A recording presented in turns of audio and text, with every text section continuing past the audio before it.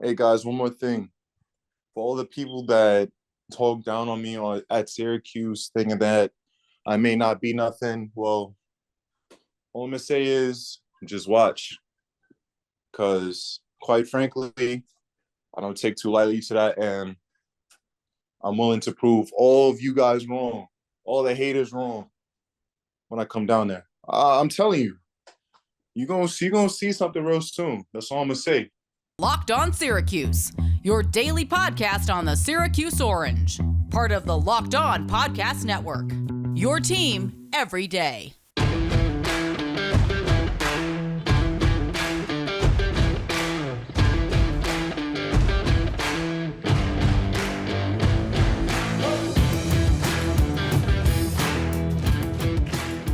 We welcome on the show the lone recruit in the 2023 class for Syracuse, the lone commit, but a big name, a big-time player. William Patterson joins the pod. William, thank you so much for coming on today.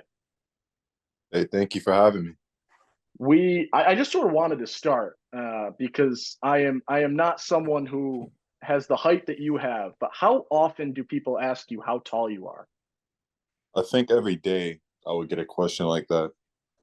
Is it It's very normal and common for me at this point. So, do you mix the responses up? Does it get annoying? Is it like how do you deal with that? I feel like that's the when you get so many questions like that, it might become a little redundant for you. see, I don't have a problem with people asking me it. It's just the dumb It's like I'm gonna put it like this. It's the dumb questions that are asked right after. Like, for example, oh, how tall are you? Right? It's a question I'm normal with, and a question that always still gets me is, do you play basketball? Mind you, I have basketball gear on, right? I have the shorts. I have a literal ball in my hand. I have a shirt. Though I have a hoodie with my brand on it, right? With my brand with the basketball on it, and they still ask me if I play basketball. I'm like, I don't know. I would switch up the response to be like, nah, I play hockey or something like that.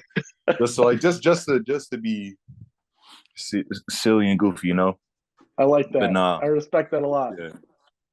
The next one, I mean, you just finished up the high school season. So how'd that all wrap up? How'd that go for you? How'd the season sort of go as a whole? I mean, the season it went well for me. I got a lot of playing time. I got to experience some new things. I definitely did work on my skills as a player, communication skills, and I feel like this season was a very good one for me. I got to Awesome. excel while playing at my own pace, and yeah, and just learning new things. So, massive W this season. When you talk about your own pace and learning new things, like what are those things? Like what is that pacing for you, and sort of what is your style of play? Well, I don't like to rush. I like to play at my own pace. Like for certain examples, if we're like tied or down a little bit, I don't like to rush my moves. Like say for example, you throw me the ball, I don't want to immediately go to a move. I would like to slow it down a little bit and then work at my own pace because I can get a shot off from having this height. I can definitely get a shot off. It's just how do I want to make the move and what move do I want to do? So I take those two things into accountability.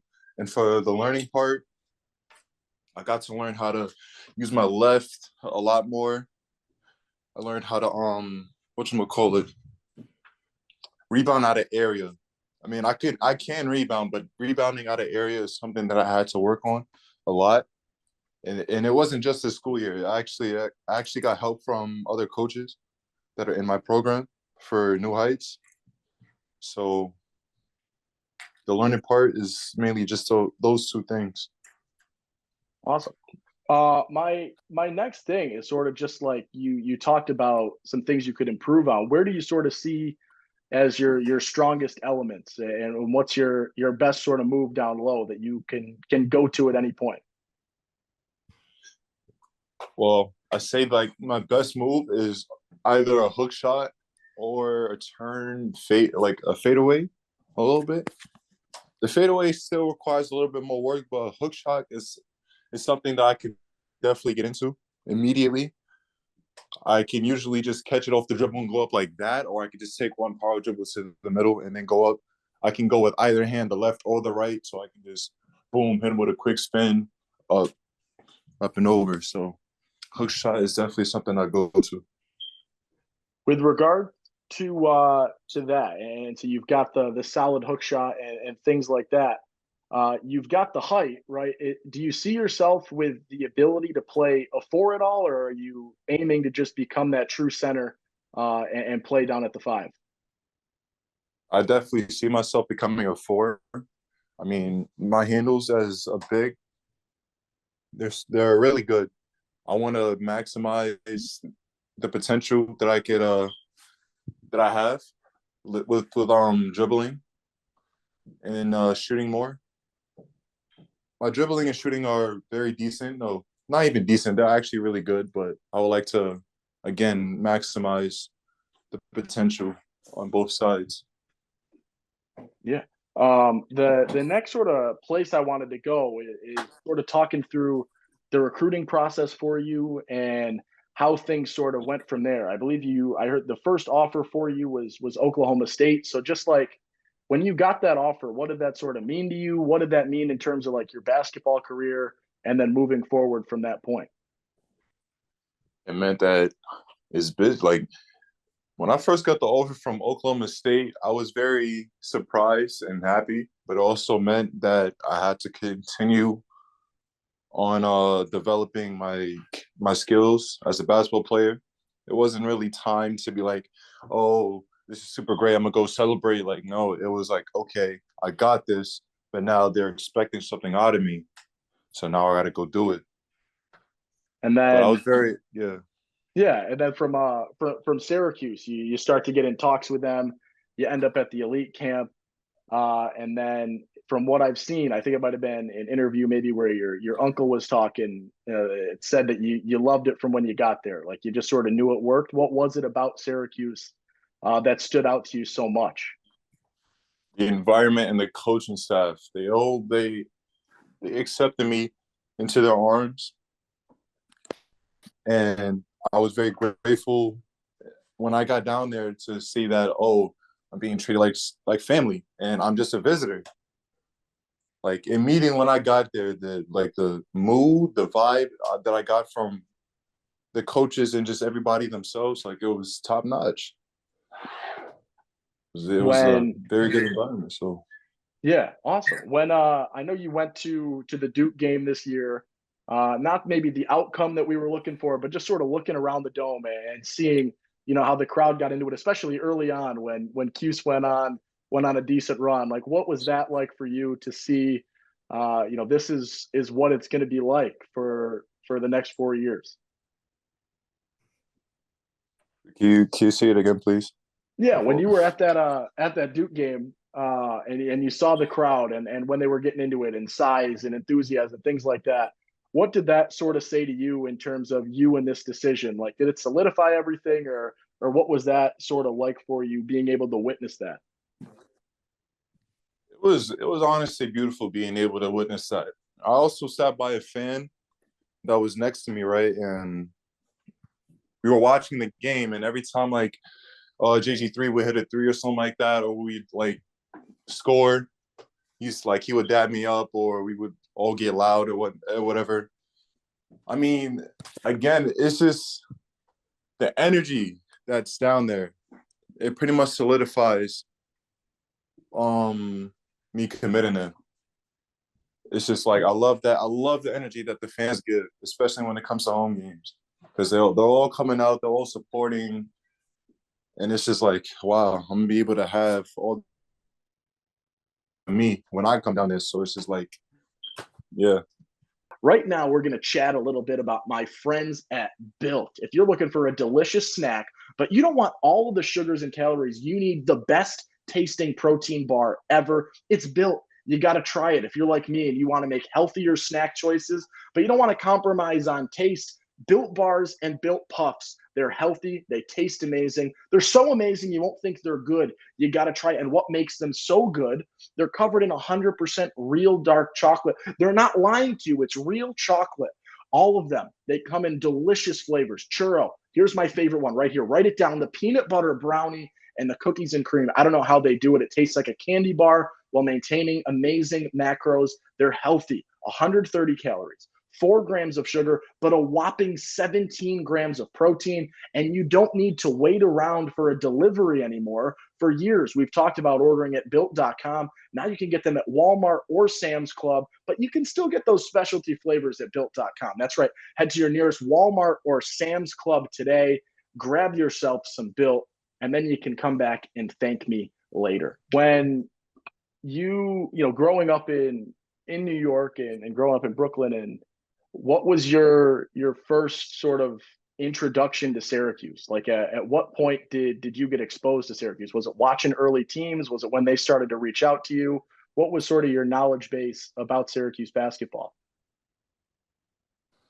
Well, first I heard that Carmelo Anthony went there, and I started to do a little bit more research, and I saw that Coach Boeheim was there. And after I started to research that even more, and actually, yeah, after I did my research, Syracuse started to connect with me. And then after them connected with me, it just started to take off from there, because after just connecting, we started to talk more. And then after that, leading up to the camp and so forth and so forth. So ever since the first day, like they contacted me right after I did my homework, it's just been good from there on. You talked about it, when your recruiting process started, when you went to elite camp, it was with Jim Boeheim, and then you get the coaching change to Red Autry. What did that mean to you? Like, it seemed like a lot of the guys that were, already in conversations had done a lot of communicating with Autry already. Did it just seem like, this is where I want to be, I love that family, that sort of deal? Or did that change things in any capacity for you? It ain't changed nothing for me at all. I love the family, so the thing I can do is just really show my love for them by putting in the work. When Coach Boeheim left, I kind of expected it, and I did want to work with him for at least a few months because he seems like a great person, and I know who he is as a coach. Very hardworking person, and I like to be around people like him. But it's okay, because I have Coach Red, me and him are like this. Awesome. Inseparable. Right? Awesome. And yeah, nothing's changed. Even though Coach Boeheim left, it's still all love. Awesome. Is that who you had done most of your communicating with, is Red, the whole way through? Nah, Coach Griff. Okay. He was the main one. Like, he was recruiting me hard. He was trying to talk to me. Well, he was talking to me, and we used to FaceTime, text, all that good stuff. So, yeah, he was one of the main people that were going hard to recruit me or to reach out or talk to me throughout this whole process. When you look at a guy like Jesse Edwards, who just, did his 4 years here, hit the portal for the grad year, and you see sort of the progression that he had, what did that mean to you in sort of, seeing Syracuse and the type of development that they could have for a big man down low? I mean, I know the coach that actually worked Jesse out. I know his little routine, and I have 100% confidence that they'll be able to get me to a level higher than Jesse. With the amount of work that I'll put in down there, I'll definitely be better than Jesse.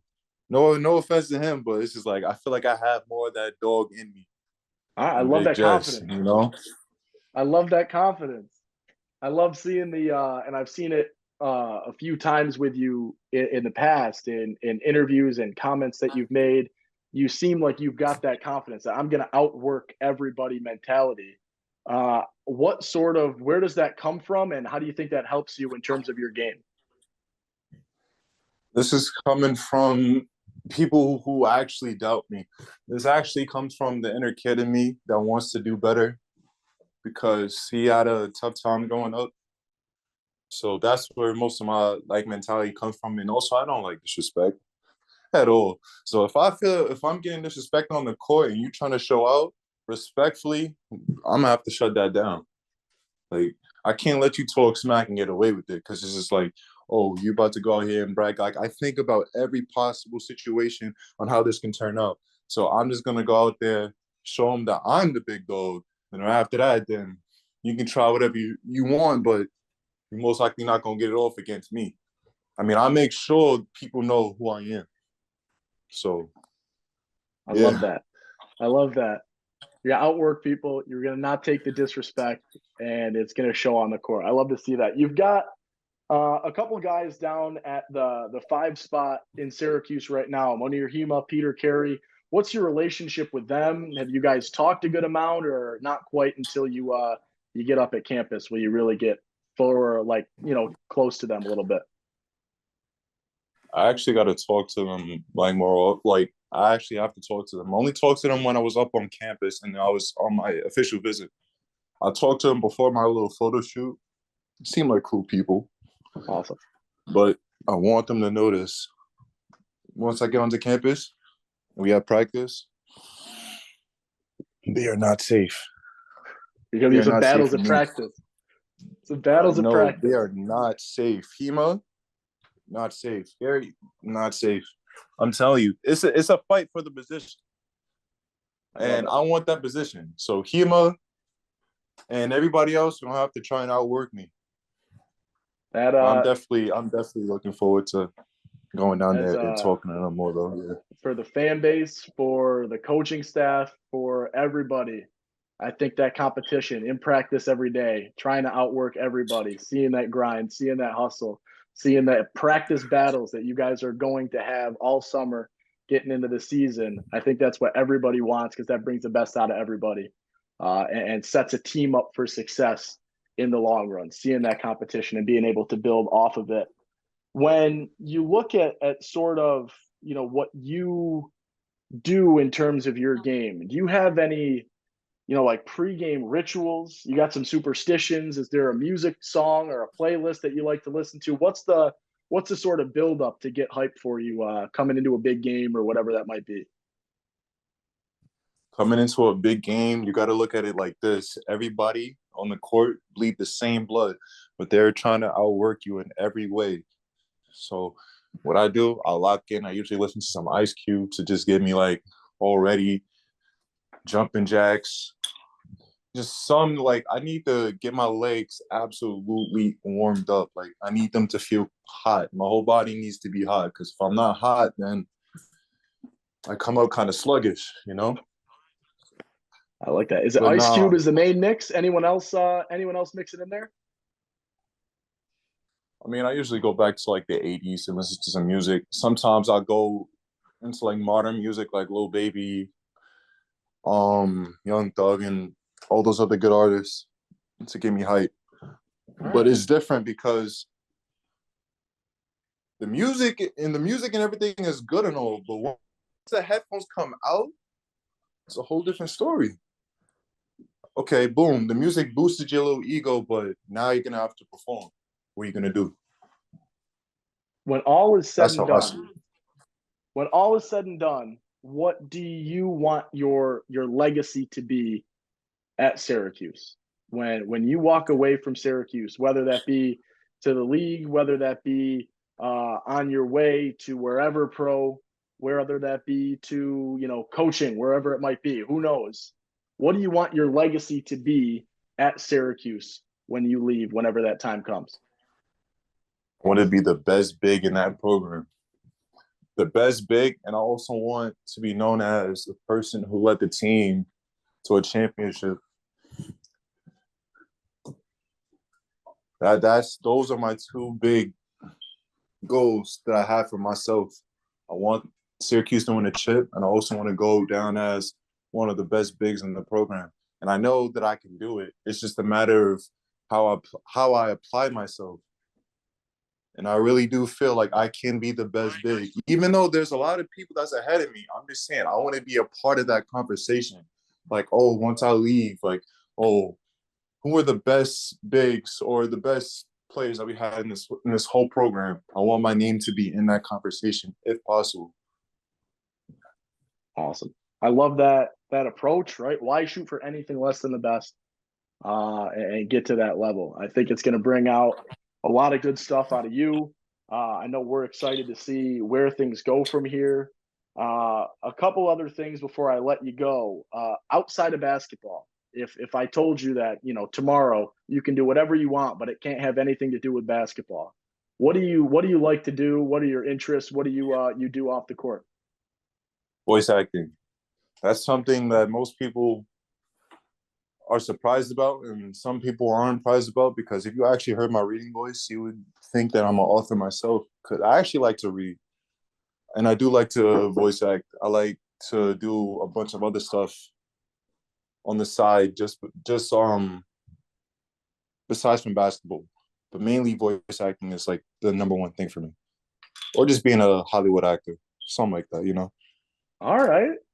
Well, you got to get that going. I mean, I know that on campus, between some of the broadcast groups, between some of the media stuff, there's a lot of space to use your voice. Plus, I mean, people are making videos, movies, short films, whatever, all the time on campus. So that Yeah, would be incredible to see you jumping in some of those and getting going that way. What got you into that? Where did that come from?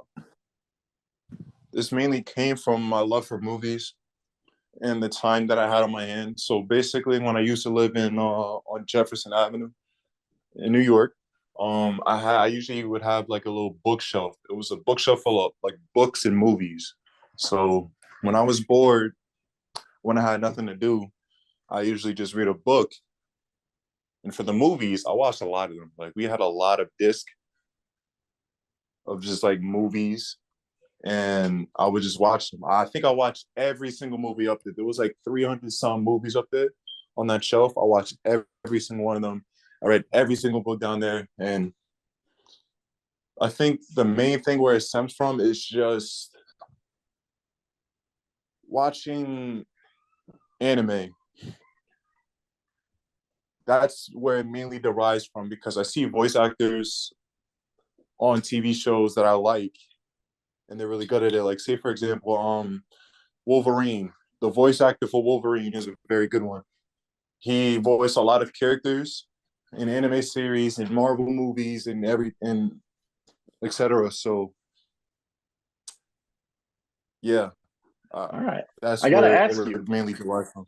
I got to ask you with that then, if you're watching movies like that, seeing all these movies, what is, the favorite movie off that shelf that you watched? What's the one that you kept returning to?